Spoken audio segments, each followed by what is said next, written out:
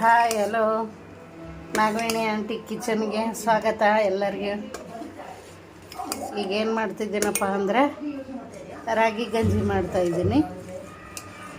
ಇವತ್ತಿದೆ ನನಗೆ ಊಟ ಇದೆ, ಟಿಫನು ಇದೆ. ಯಾಕಂತ ಬಿಸಿಲು ಭಾಳ ಇದೆ ಇಲ್ಲಿ, ಏನು ಅದಕ್ಕೋಸ್ಕರನೇ ಬಿಸಿಲಿಗೆ ಫಸ್ಟ್ 2 ಗ್ಲಾಸ್, ಈ ಗ್ಲಾಸಲ್ಲಿ 2 ಗ್ಲಾಸ್ ನೀರು ಹಾಕಿದ್ದೀನಿ. 1 ಗ್ಲಾಸ್ ಕಲಿಸ್ಲಿಕ್ಕೆ, ಹಿಟ್ಟು ಕಲಿಸ್ಲಿಕ್ಕೆ, ಏನು ಅದೇ ಇಲ್ಲಿ ನೋಡಿ. 1 ಗ್ಲಾಸ್ ನೀರು ಇದೇ ಗ್ಲಾಸಲ್ಲಿ, ಒಟ್ಟು 3 ಗ್ಲಾಸು. 2 ಗ್ಲಾಸು ಹೆಸರು ಕಾಯಕ್ಕೆ ಇಡೋದು, 1 ಗ್ಲಾಸು ಹಿಟ್ಟು ಕಲಿಸ್ಲಿಕ್ಕೆ. ಒಂದು ಹಿಡಿಸಲ್ಲ, ಒಂದು ಹಾಫ್ ಹಿಡಿಸ್ತದೆ. ಹಾಫ್ ಗ್ಲಾಸು ಮುಕ್ಕಾಲು ಗ್ಲಾಸು ಏನು ಹಿಟ್ಟು ಕಲಿಸ್ಬಿಟ್ಟು ಹೆಸರು ಬೇಯಬೇಕಾದ್ರೆ ಅದರಲ್ಲಿ ಸ್ವಲ್ಪ ಉಪ್ಪು, ಎಷ್ಟು ರುಚಿಗೆ ತಕ್ಕಷ್ಟು ಉಪ್ಪಾದ್ರೆ ಹಾಕ್ಕೊಬೋದು, ಸ್ವೀಟ್ ಆದ್ರೆ ಹಾಕ್ಕೊಬೋದು. ಸ್ವೀಟ್ ಅಂದರೆ ಬೆಲ್ಲ ಹಾಕ್ಕೋಬೇಕು, ಸಕ್ಕರೆ ಗಿಕ್ರೆ ಹಾಕಬಾರ್ದು, ಆರ್ಗ್ಯಾನಿಕ್ ಬೆಲ್ಲ ಹಾಕಬೇಕು. ತುಂಬ ತಂಪು ಕೊಡ್ತೈತಿ ಈ ಬಿಸಿಲು ಕಾಲದಾಗ. ಅದಕ್ಕೋಸ್ಕರನೇ ನಾನು ಉಪ್ಪು ಹಾಕ್ಕೊಂಡಿದ್ದೀನಿ. ನನಗೆ ಸ್ವೀಟು ಅಷ್ಟು ಇಷ್ಟ ಆಗಲ್ಲ, ಅದಕ್ಕೋಸ್ಕರನೇ ಉಪ್ಪು ಹಾಕ್ಕೊಂಡು ಇದರಲ್ಲಿ ಬೇಕಂದರೆ ಸಣ್ಣಗೆ ಹೆಚ್ಚಿ ತಣ್ಣಗಾದ್ಮೇಲೆ, ಇದು ಸಣ್ಣಗೆ ಇದು ಆಗಿದೆ,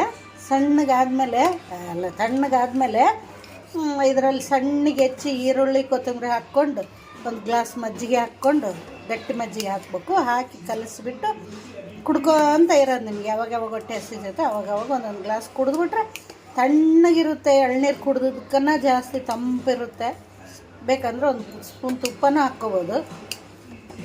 ಸ್ವೀಟಿಗೆ ಆದರೂ ಹಾಕ್ಕೊಬೋದು, ಸಾಲ್ಟಿಗೆ ಆದರೂ ಹಾಕ್ಕೊಬೋದು. ತುಪ್ಪ ಇರಲೇಬೇಕು ಬಿಸಿಲು ಕಾಲ. ತುಪ್ಪ ಹಾಕ್ಕೊಂಡು ನೀನು ಮಜ್ಜಿಗೆ ಹಾಕ್ಕೊಂಡಾದರೂ ಕುಡಿ, ಹಿಂಗೇನಾದರೂ ಕುಡಿ. ಈರುಳ್ಳಿ ಕೊತ್ತಂಬರಿ ಸೊಪ್ಪು ಹಾಕ್ಕೊಂಡಾದರೂ ಕುಡಿ. ಉಪ್ಪಿಗಾದರೆ, ಸ್ವೀಟಿಗಾದರೆ ಏನು ಹಾಕೋಂಗಿಲ್ಲ, ತುಪ್ಪ ಅಂದರೆ ಬೆಲ್ಲ.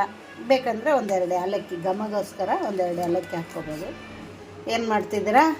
ಈಗ ತಣ್ಣಗಾಗಬೇಕು. ತಣ್ಣಗಾದ್ಮೇಲೆ ಕುಡಿತೀನಿ, ಸುಡೋದು ಕುಡಿಯಲಿಕ್ಕೆ ಆಗಲ್ಲ. ತಣ್ಣಗಾದ್ಮೇಲೆ ಹೇಳ್ತೀನಿ. ಇಷ್ಟೇ ಇದ್ರದ್ದು.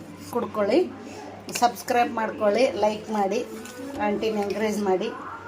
ಬಿಸಿಲು ಕಾಲದ ಫುಡ್ಡು ಹೆಂಗಿದೆ ನೋಡಿ. ಆಯಿತು, ಆಫ್ ಮಾಡಿದ್ದೀನಿ. ತಣ್ಣಗಾಗಲಿಕ್ಕೆ ಬಿಡೋದು. ತಣ್ಣಗಾದ್ಮೇಲೆ ನೀನು ಮಜ್ಜಿಗೆ ಆದರೂ ಹಾಕ್ಕೋ, ಈರುಳ್ಳಿ ಕೊತ್ತಂಬರಿ ಸೊಪ್ಪಾದರೂ ಹಾಕ್ಕೋ. ಹೆಂಗೆ ಬೇಕಾದರೂ ನಮ್ಮ ಮನಸ್ಸಿಗೆ ತಕ್ಕಂಗೆ ನಾವು ಮಾಡ್ಕೊಂಡು ಕುಡಿಬೋದು. ಇಂಥದ್ದು 1-2 ಗ್ಲಾಸ್ ಕುಡಿದ್ಬಿಟ್ಟಿವಂದರೆ ಊಟನೂ ಬೇಡ, ಎಂಥದ್ದು ಬೇಡ. ಮೈಗೆ ಶಕ್ತಿ, ಎನರ್ಜಿ ಫುಡ್ಡು, ತಂಪು. ಏನಂತೀರ? ಕುಡಿದು ನೋಡಿ ಹೇಳಿ ಏನಂತ. ನಿಮ್ಗೆ ಯಾವ ಥರ ಬೇಕೋ ಹಂಗೆ ಮಾಡ್ಕೊಳ್ಳಿ. ಬಾಯ್.